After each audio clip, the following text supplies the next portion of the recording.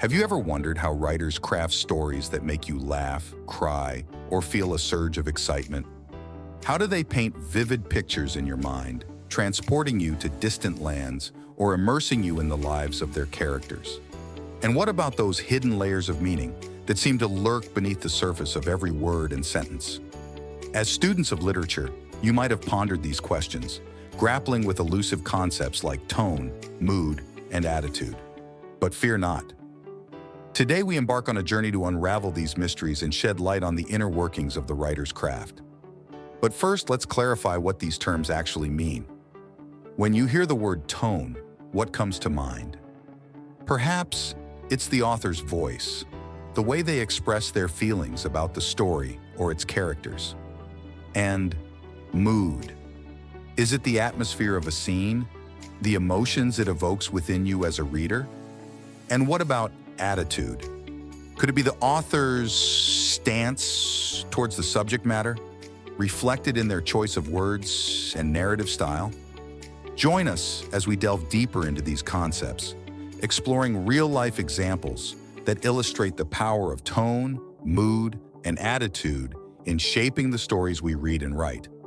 So, are you ready to embark on this literary adventure? Let's dive in. Number one is tone. Tone is the author's or speaker's attitude towards the subject. It's how they sound when they are writing or speaking.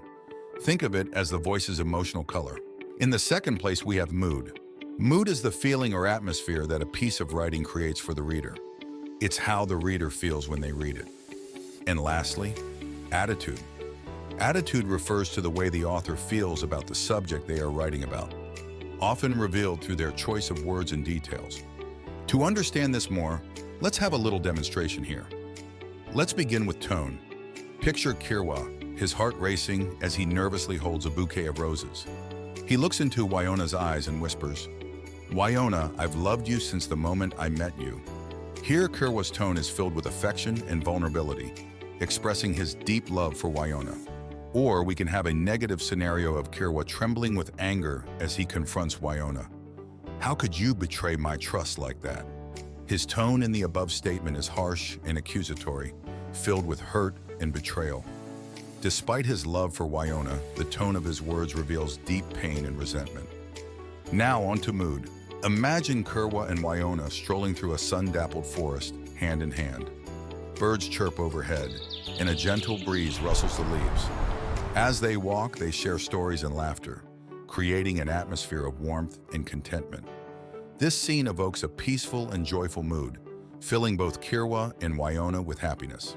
And in the same case as we explained tone above, the negative side of the mood can be imagined when Kirwa and Wyona, sitting in silence at a dimly lit cafe, their once loving gazes now cold and distant.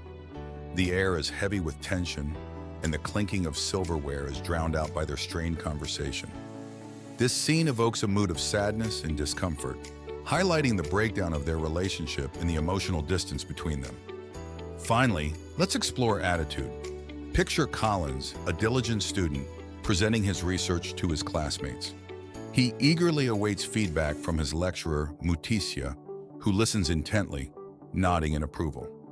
As Collins concludes his presentation, Muticia offers constructive criticism, praising Collins for his thoroughness while gently pointing out areas for improvement.